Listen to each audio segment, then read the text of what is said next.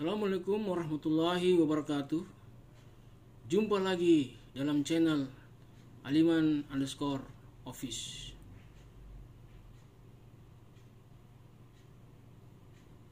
Syukur alhamdulillah, pada pagi hari ini kita masih diberikan kesempatan, kesehatan, kenikmatan oleh Allah Subhanahu wa taala, karena berkat rahmat dan taufiknya lah, sehingga pada pagi hari ini kita masih bisa bertemu kembali. Kali ini saya akan membahas masalah pentingnya hukum bisnis bagi pelaku bisnis.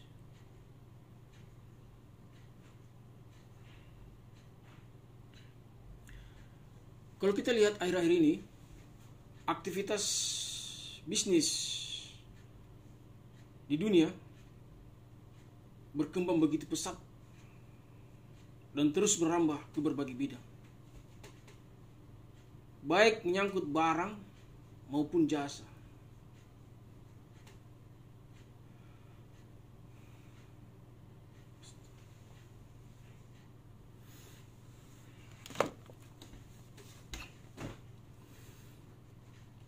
Bisnis merupakan salah satu pilar penopang dalam upaya mendukung perkembangan ekonomi dan pembangunan bangsa.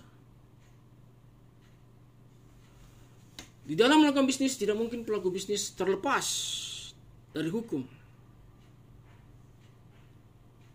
Saya kembali, di dalam melakukan bisnis, tidak mungkin pelaku bisnis terlepas dari hukum.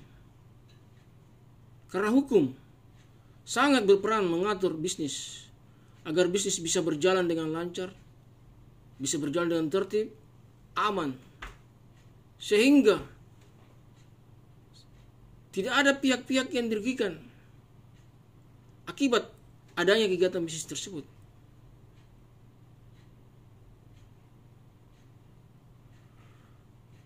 Kalau kita lihat contoh hukum bisnis adalah Undang-Undang Perlindungan Konsumen,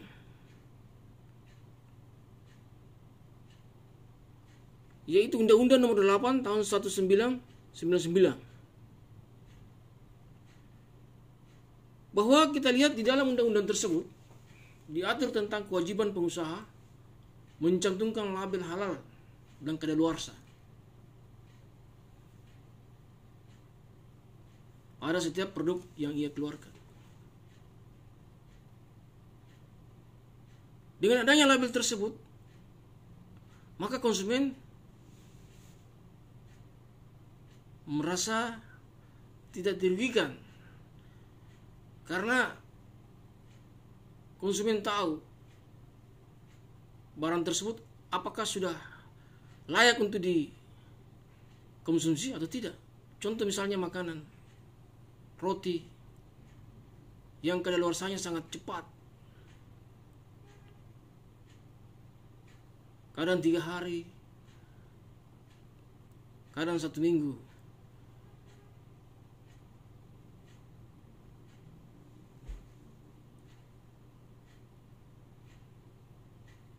Dengan kewajiban tersebut, konsumen terlindungi kesehatannya karena adanya jaminan perlindungan jika produk sudah daluarsa.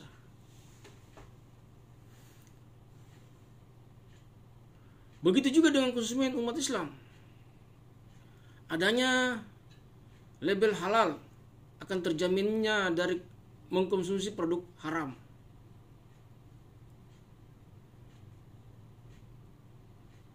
Kalau kita lihat contoh-contoh hukum yang mengatur di bidang bisnis, hukum perusahaan atau PT, CV, firma, kepailitan, pasar modal, penanaman modal,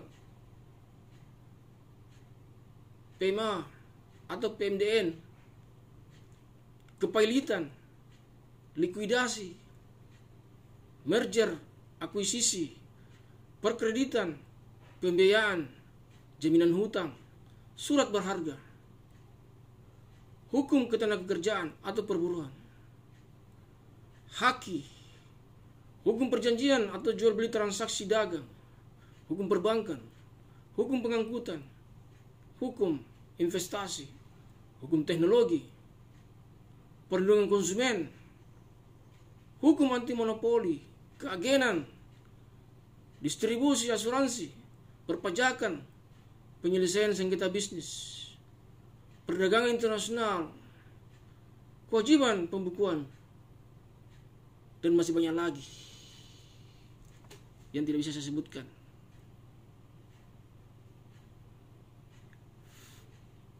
Dengan demikian, jelas bahwa aturan-aturan hukum tersebut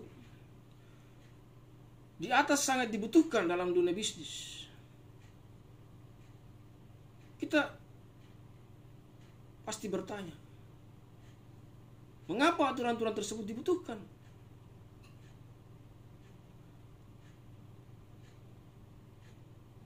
Mengapa aturan-aturan tersebut dibutuhkan?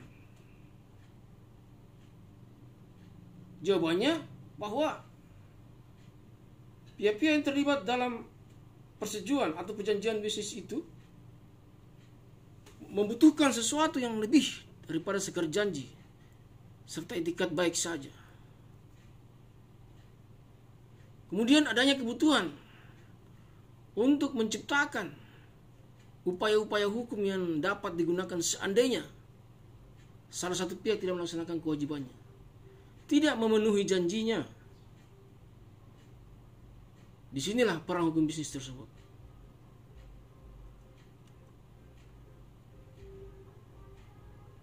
Bahwa pemahaman hukum bisnis dewasa ini sangat penting, baik oleh pelaku bisnis dan kalangan pembelajar hukum, praktisi hukum maupun pemerintah, sebagai pembuat regulasi kebijakan yang berkaitan dengan dunia usaha.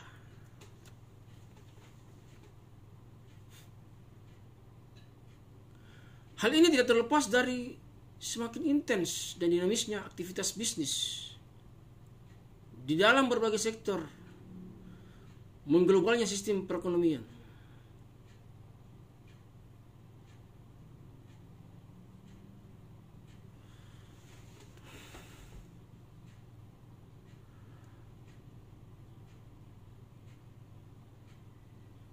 Di sini terlihat bahwa hukum sangat penting dalam dunia ekonomi atau bisnis sebagai alat mengatur bisnis tersebut. Kemajuan suatu ekonomi atau bisnis tidak akan berarti kalau kemajuan tidak berdampak pada kesejahteraan dan keadilan yang dinikmati secara merata oleh rakyat. Negara wajib menjamin semua itu agar tidak ada terjadi pengusaha kuat menindas pengusaha lemah, yang kaya semakin kaya, yang miskin semakin miskin, sehingga tidak ada keseimbangan dalam tatanan kehidupan masyarakat. Disinilah perang hukum membatasi hal tersebut. Maka dibuat perangkat hukum yang mengatur di bidang bisnis tersebut. Itulah yang dikatakan hukum bisnis.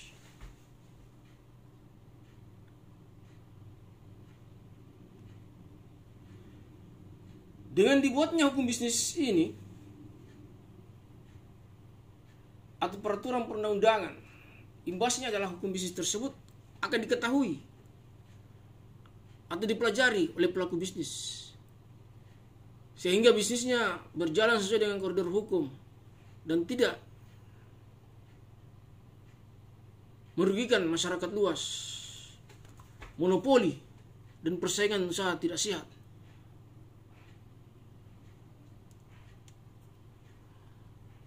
Bagaimanapun juga adanya pertumbuhan ekonomi yang sangat pesat serta kompleks itu melahirkan berbagai bentuk kerjasama bisnis.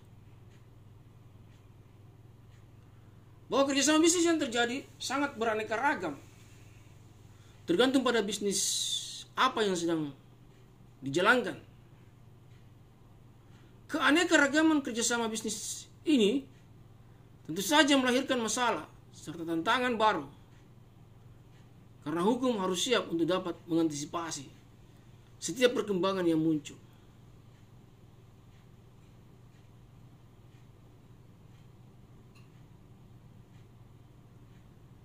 Kalau kita berbicara hukum, kita harus mengetahui dulu definisinya apa itu hukum.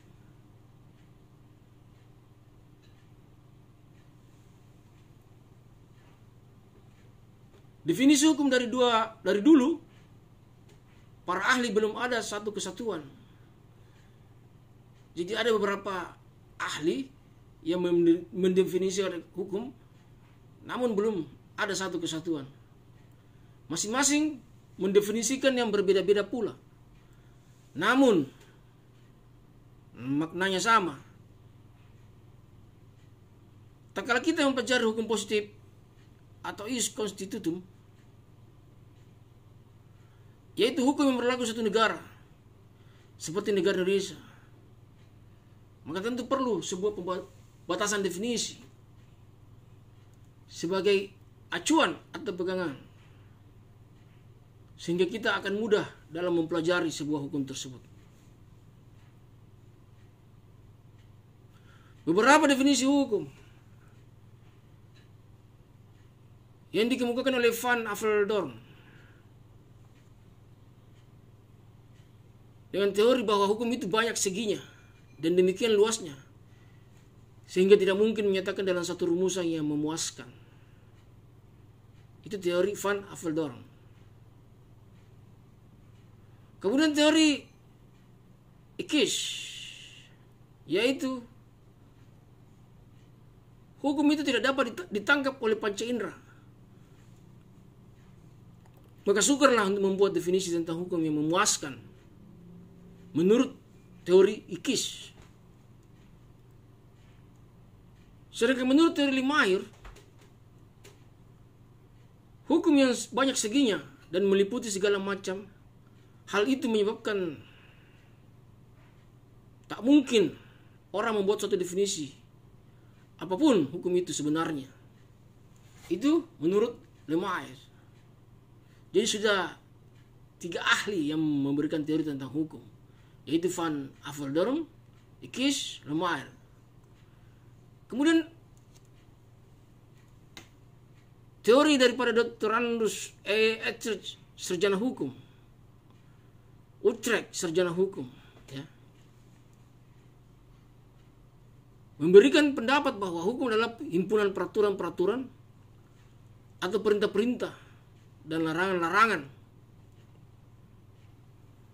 yang mengurus tata tertib suatu masyarakat, dan karena itu harus ditaati oleh masyarakat itu.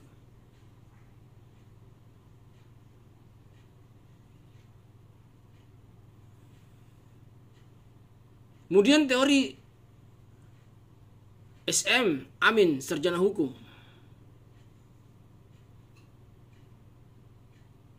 yang berpendapat bahwa hukum adalah kumpulan peraturan-peraturan yang terdiri dari norma dan sanksi-sanksi. Sedangkan menurut JCT Simorangkir, sarjana hukum, dan Warjono Sastroparnoto, yang mendefinisikan bahwa hukum adalah peraturan-peraturan yang bersifat memaksa, yang menentukan tingkah laku manusia dalam lingkungan masyarakat, yang dibuat oleh badan-badan resmi yang berwajib. Pelanggaran mana terhadap peraturan-peraturan tadi berakibat diambilnya tindakan, yaitu hukuman tertentu. Itu sudah 6 ahli, ya. Sekarang kita ke-7, yaitu Tirta Mijaja, sarjana hukum, yang memberikan teori bahwa hukum adalah semua aturan atau norma yang harus diturut dalam tingkah laku, tindakan-tindakan, dalam pergaulan hidup, dengan ancaman mesti mengganti kerugian. Jika melanggar aturan-aturan itu akan membahayakan diri sendiri atau harta. Umpamanya orang akan kehilangan kemerdekaan, didenda dan sebagainya.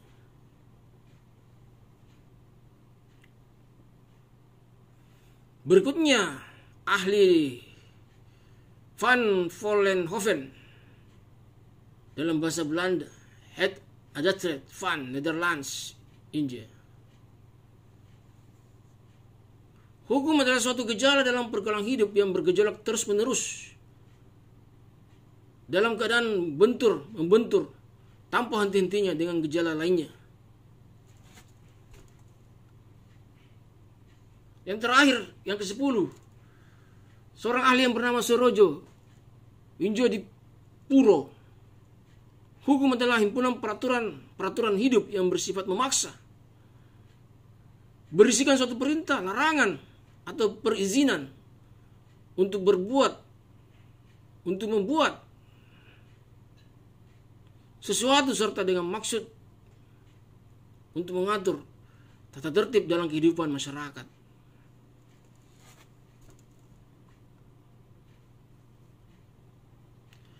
Oleh karena itu dari 10 definisi tadi, 10 ahli tadi yang memberikan definisinya, penulis akan memberikan atau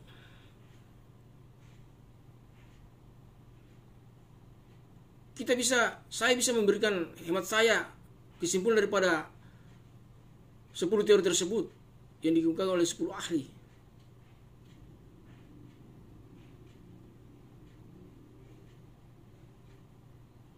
Yaitu hukum adalah himpunan peraturan-peraturan yang mengatur pergaulan hidup masyarakat yang dibuat oleh lembaga yang berwenang, bersifat memaksa, berisi perintah dan larangan yang apabila dilanggar akan mendapat sanksi yang tegas.